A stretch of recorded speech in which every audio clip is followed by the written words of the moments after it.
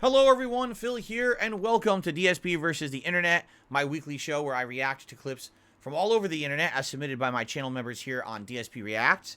Today is episode 36 for the 22nd of October 2023.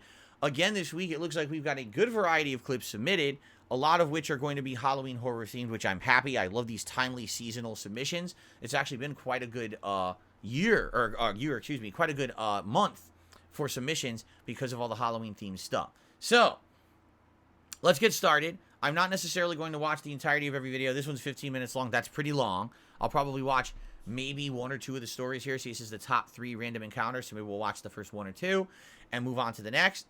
And of course, after the Ultra members, we get to the standard member submission playlist. Now, I will say this. We have discovered that YouTube playlists have been erroring. And what I mean by that is I've been trying to play YouTube playlists in a random order, and when I try to do that, it has been not doing that properly. So today we're going to try to get to the bottom of this, all right? We got to get through the Ultra submissions first. When we get to the standard ones, I promise you we'll do our best to try to get this to working in a random order like it was intended to be, okay? All right. Without further ado, let us continue, or let us begin, I should say. Top 3 encounters with serial killers. Like I said, we probably won't watch all these. Let's start and see how long they are. Here we go.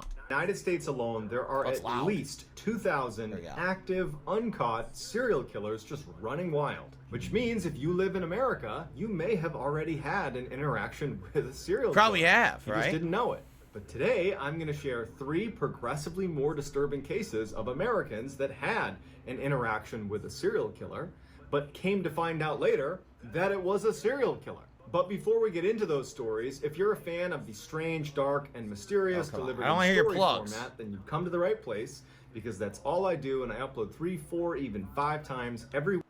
Okay. Great. All notifications. Oh, great. Okay. Okay, let's get to the meat of the video. Parents know best. All right.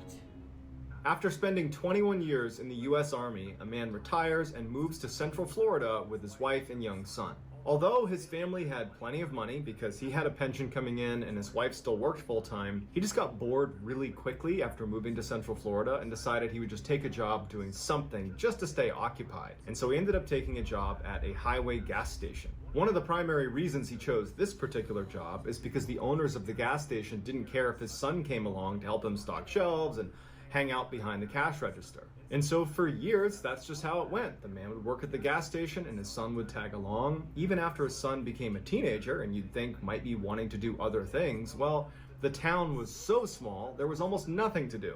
So his son still came along well into his teenage years. One night in 1990, his son, who was 15 years old at the time, was at the station, and he was actually taking a break sitting outside on a picnic table. He was reading a magazine, drinking a Mountain Dew, and it's dark out, and he notices out of the corner of his eye that there is a woman walking off of the highway towards the gas station. It was a very quiet night at the time, so there's no cars getting gas, there's nobody there, and there's not really anybody even driving on the highway, and so that's why she really stood out to him. And he turns and he notices her, and he thinks to himself, no one ever walks to our gas station. We're on a highway. Everybody drives here. So she must have broken down and she must be coming here to try to use our phone to call a tow truck or something like that. Okay. So the woman is walking across the lot, coming closer and closer to the gas station, and the boy at this point has turned his attention back to his magazine, but he would say later that he kept looking up and keeping an eye on her because there was something off about her. The woman ultimately walks right behind him and goes in the door into the gas station. Doesn't acknowledge the boy, doesn't say hi to him, just walks straight inside. And she starts walking up and down the aisles of the gas station. Okay. Now, from where the boy was sitting, it's all glass, so he could clearly look. What's weird is that they're not describing how she looked. Like, did she look like a normal woman? Did she look weird? Did she have blood on her? Was she wearing clothes that didn't make sense to be out at night in? It's kind of hard to read when you don't know how she looked at the time, right? In and see his father behind the counter, and he could see the head of this woman as she walked in and around all these aisles. And as soon as the woman was in the store, kind of pacing around the aisles, the boy put his magazine down and was just watching. And he noticed that she was not really shopping. She was just looking down for a few seconds, wouldn't pick anything up, so she wasn't buying anything. And she would look up at the counter where his father was, and she would just stare at him. And then she'd look back down at what she was doing, and she would go through all the aisles. So basically, she's one of the shoplifters from the gas station encounter videos. That's what it sounds like she's trying to shoplift. And at some point, the woman just kind of abandons this phony, I'm pretending to shop routine and just walks up to the counter. Now, nobody else is in the store. There's nobody else coming in.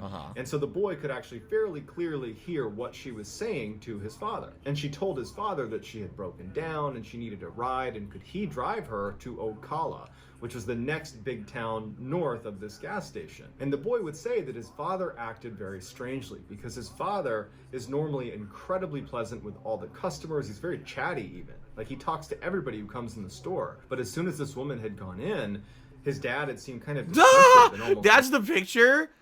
She looks pretty upset. It looks like she's, like, offended by what the register guy said. That's probably not a very accurate picture, right? Like, why'd they use that picture? That's funny. Okay. Rude to this woman, and when she was talking to him, asking for a ride, he just said, no, I won't give you a ride. The woman is annoyed by how quickly she's been shot down.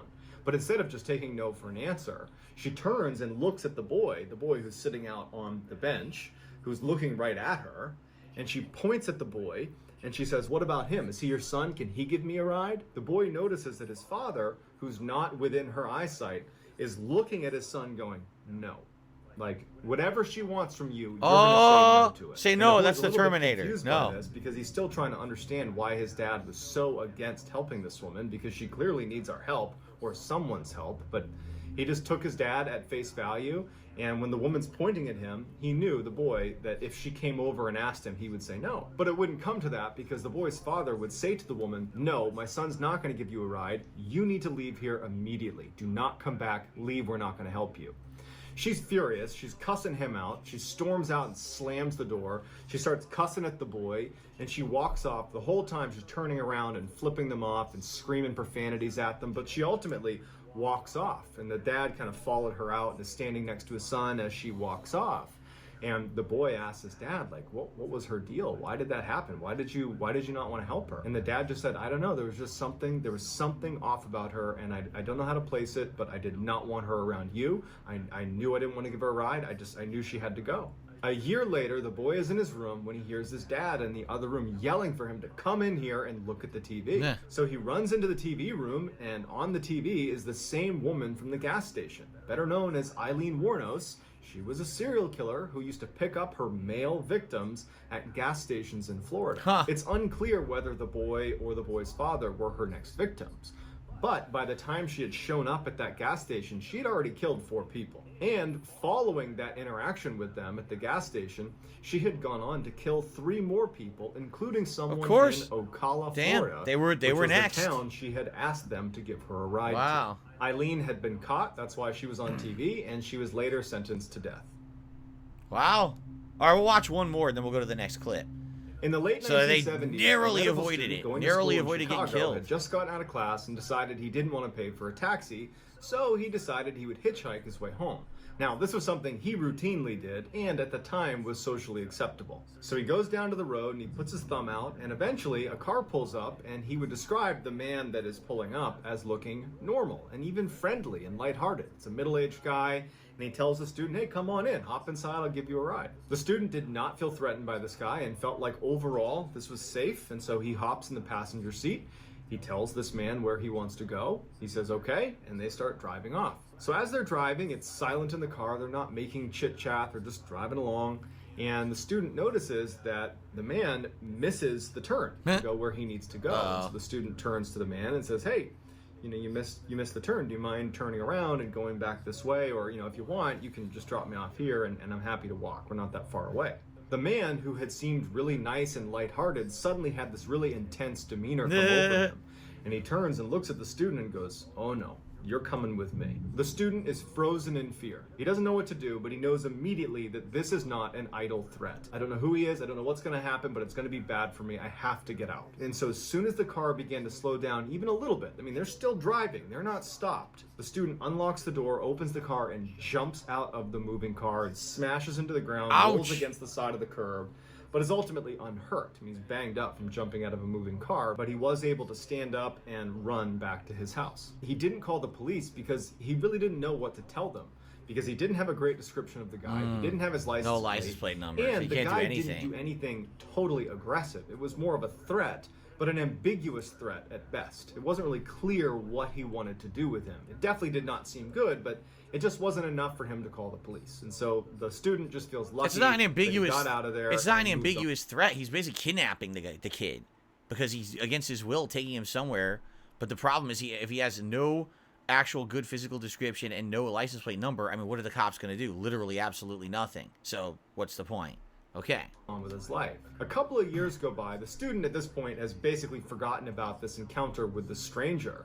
And he's sitting in a cafe, he's drinking some coffee, and there's a TV on behind him. He wasn't paying attention to it, but the reporter on the TV said something that immediately piqued his interest. The reporter was talking about a guy that was currently on death row that apparently had removed all of the inside car door handles inside of his car after his first would-be victim, a college student, had apparently escaped by opening a car door while he was moving. The student runs over to the TV and sees on the screen there is an image of the guy they're talking about, this guy on death row, and it's the same guy who gave him a ride 2 years earlier. His name was John Wayne Gacy, aka the Killer Clown. He had killed over 30 men and boys in Chicago, and then after killing them in his clown room, he would stuff them into a secret crawl space in his basement. And although we can't be certain, it seems extremely likely that this med student was supposed to be the first victim of John Wayne Gacy, but he leapt out of the car,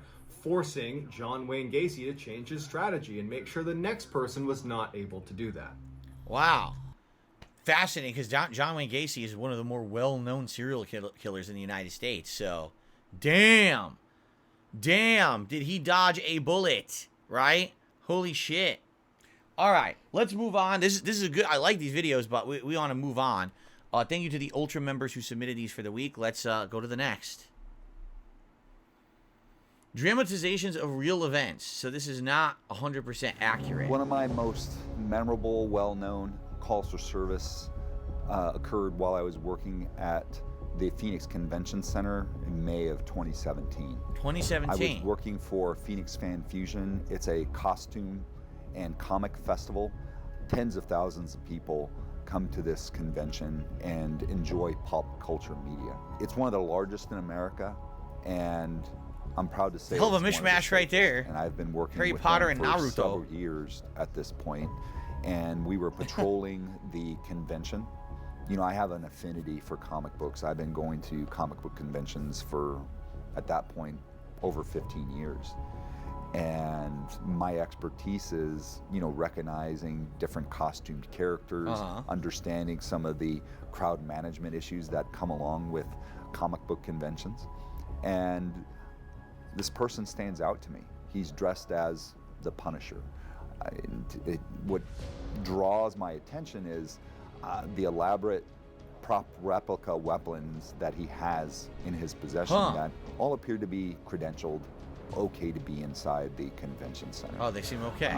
You know, I noticed the style of dress. He's a very large man, and he had black face paint on and a red bandana, and but he didn't pay me any attention. And I continue along my way, taking note of other costumed characters that are milling around the convention center. A few hours later, we're back in a different part of the convention center, and radio asks us to switch over to the emergency channel to manage a subject with a gun call. Oh boy. And normally that call is stormtroopers walking around with blasters, or Deadpool swinging samurai swords, where it's all okay. I have a friend on Facebook who has, on and off over the years, had this guy who's kind of stalked her. So he's blowing up her instant messenger with photos of him, and it appears he's at a comic convention that's going on at the convention center. And the photo that he sent, he absolutely has a real firearm on him, and he's threatening to kill police officers. Wow. And he's at the convention center. It sure as hell looks like it, from what I can tell. And the first information that we're getting is a person dressed like the Punisher, 300 pounds, black face paint, red bandana, and he's taking pictures of police and security, and he wants to kill them.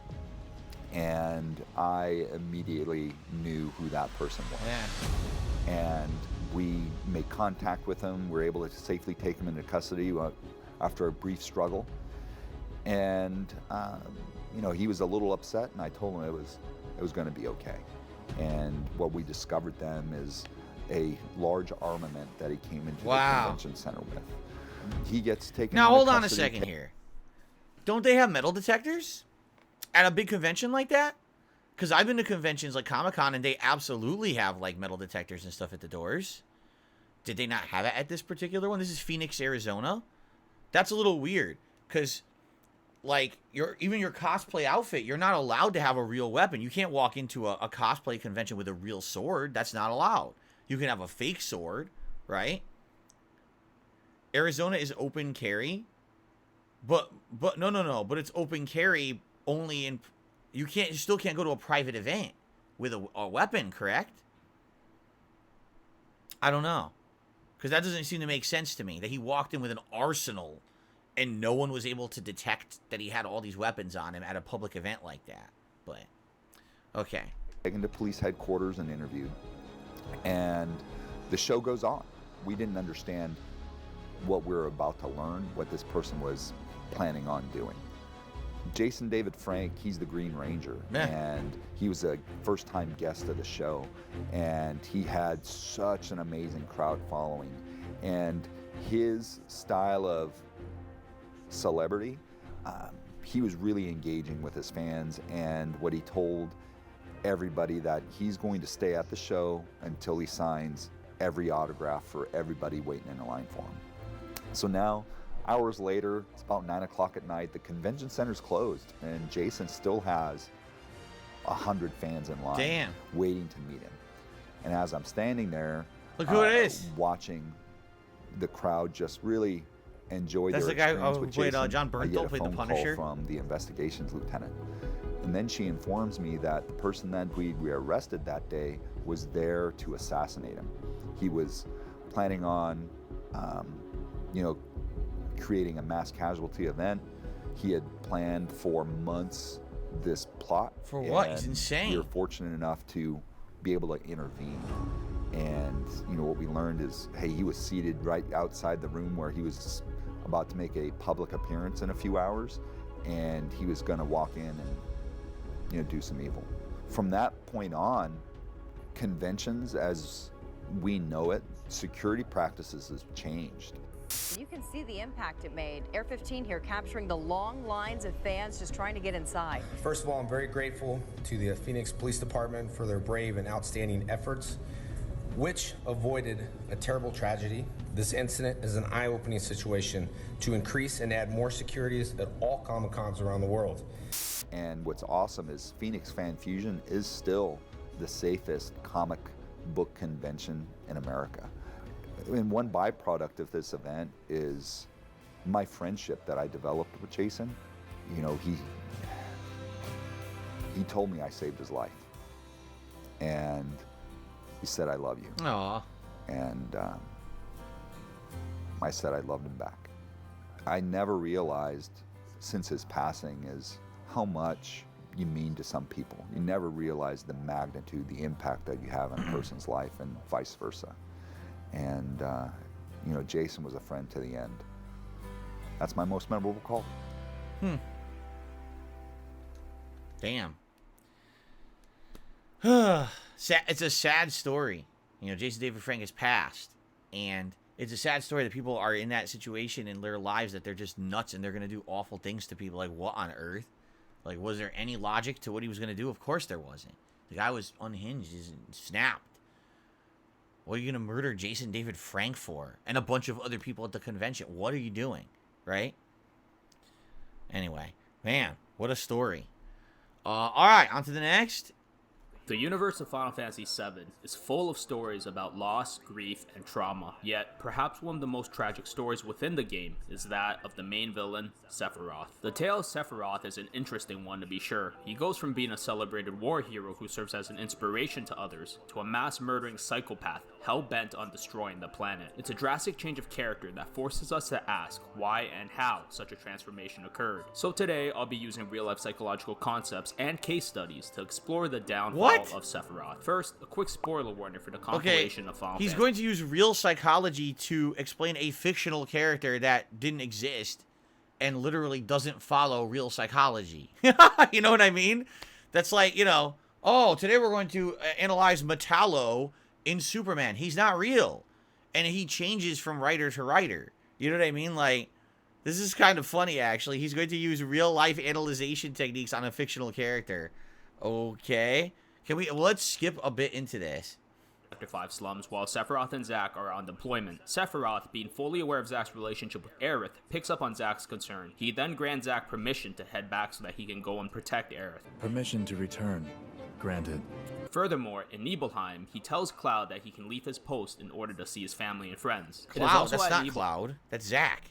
Nibelheim, where Sephiroth begins his descent into madness. While inside the reactor, Sephiroth finds several Mako chambers containing monsters and a section labeled Genova. Genesis then reveals to Sephiroth that he was born from the Genova project and that it was Shinra's goal to create the perfect monster, which turned out to be him. Right. He then locks himself away in the Shinra mansion, and then on the 7th day, Sephiroth massacres the town. So, what exactly happened here at the psychological level that would inspire this change? Well, in order to fully understand this transformation, it is important to explore some of the contributing factors in Sephiroth's upbringing. Although Sephiroth's childhood isn't really shown within the compilation of Final What is to know? He was a manufactured human. He was lied to his whole life. He was told that he was this certain person with a background, with a life. It was all fake. It was all, a lie. It's kind of like we were just talking about on my podcast today, The Truman Show. Imagine if your whole life was a lie. It was orchestrated. I mean, would you be normal after that? Especially him. He's a superpowered being created to be a tool of a giant corporation to do everything that they command him to do, right? Of course he's nuts. Like, what exactly is there to explain? I'm being honest. Like, what is there to explain about the transformation? There's no transformation. He thought he was a normal guy, and then all this stuff comes to light, revealing that he's not. He's a Frankenstein's monster. In a lot of ways, right? I mean, it's the Halloween season. So, here, let's fast forward a little further. Here.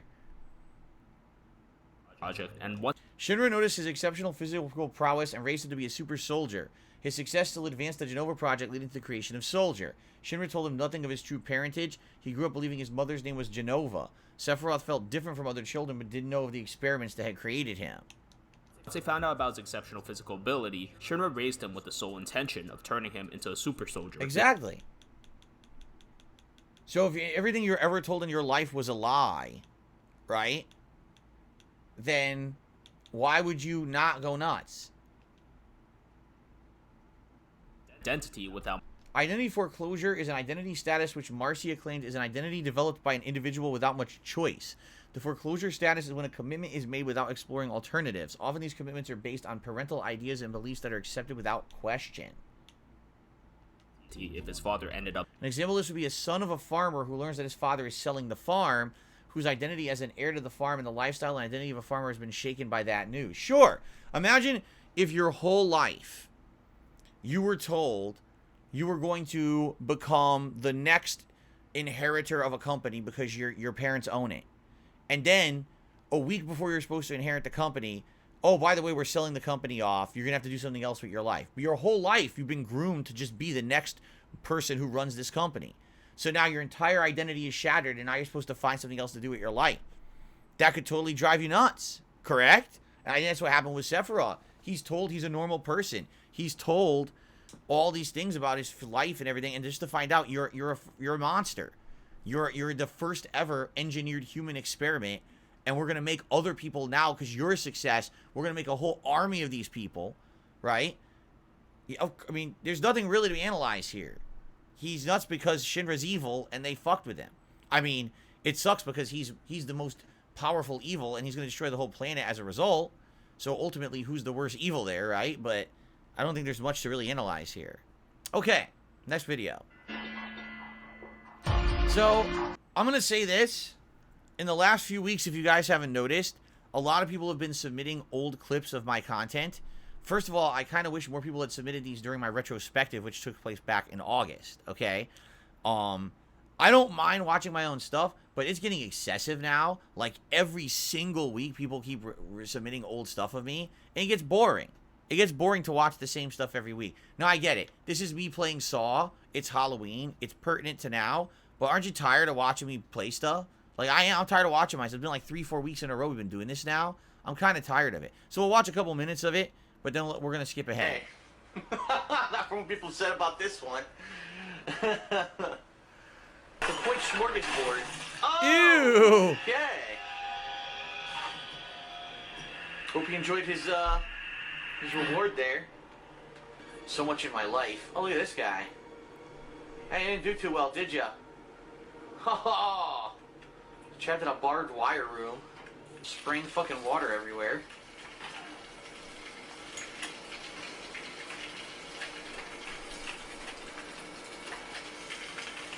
I always like it when the urinal pisses on you. In communist Russia, toilet shits on you. Uh-oh, there's a dude over there. Oh boy. That's straight out of the movies. That device was out of which one? Saw 1, Saw 2? He killed himself. What a fucking asshole. Oh my god, that was fucking hilarious. He did a fucking frontal flip onto the spikes and fucking killed himself. What an amazing asshole. What the fuck am I supposed to do here? Oh! Not that. Ouch. Nice. Darwin would be proud achievement. That's great. Darwin would be proud. Here, hold on. Eyes open, ears open.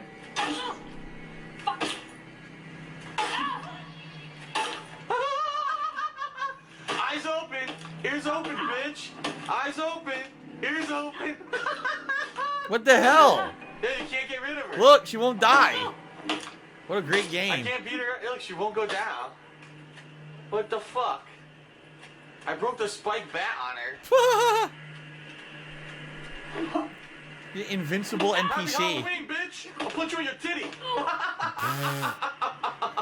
So the titty stupid. punch, titty uppercut. What a dumb game. Hold on. Beat her up while you're listening. Oh my god. Stupidity. What a dumb game. But I remember this. So I had this, and I told you guys that I would probably play it around Halloween one year. Keep in mind, look how old this video is. It's like 11 years ago. So at least 11 years ago. Sure, because it was before I was direct capture. If I remember correctly, I wasn't intending on doing this, and then there was like a snowstorm or something in Connecticut around Halloween. So I couldn't actually like go out and do anything like I was planning on doing. So I told everyone I was just going to do a random playthrough of Saw because I just happened to have the game. It wasn't even intended. And I ended up playing the whole game within like 2 days. And it was not a good game. It was pretty bad. Like you can see, the whole game's like this. It's like a bunch of stupid, really bad animations, NPCs that won't die, instant deaths. It was like a pretty bad game if I remember. Let's fast forward a bit. You. Fuck you. Fuck you. Fuck. Apparently, I'm just beating the shit out of people the entire game. Is there a point where I'm not beating the shit out of people? Hey. Come on, swing. Shit. Oh, you device on you now. Oh my god. Penetrated. Penetrated. 10 gamer points. You wanna smoke then, do you? Hey.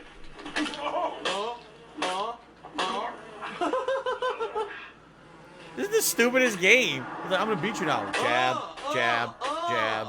Curb stomp. Curb stomp. I got the achievement for curb What stomp. the fuck? And then I died. Oh my god. I curb stomped him and the fucking thing exploded. Are you serious? It's so dumb. 10 gamer points and death. Uh-oh, here comes a pig. This little piggy went to market. This little piggy stay home. This little piggy turned on the electricity and fried this motherfucker. Yes. Oink oink, bitch. Woohoo! Ziggy piggy, Wow. ziggy piggy.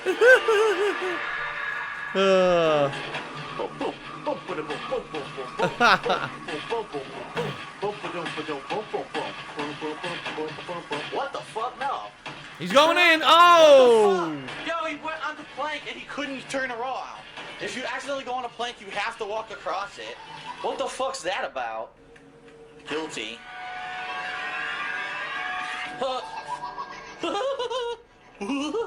I'm just riding my bicycle, bitch. My pimp ride. How do you like my pimp ride? My bicycle. So it's all the tripwire deaths in the game? Alright. That's enough of that. See what I mean? Like, it's a funny playthrough. I recommend it if you're bored and you want to watch a horror-themed playthrough that I've done from a long time ago. It's not a good game. It's funny to watch because the game is so bad. It's one of those, it's so bad, it's good kind of deal. So, there you go. Alright, so, that's it for part 1 of DSP versus the Internet. I hope you enjoyed it. We're getting through the Ultra member submissions before we get to the randomized ones for the standard members, which I hope the playlist works this week. A good start to the show. Thank you all for chilling. Thanks to those who are enjoying. I will see you all in the next part. Very nice.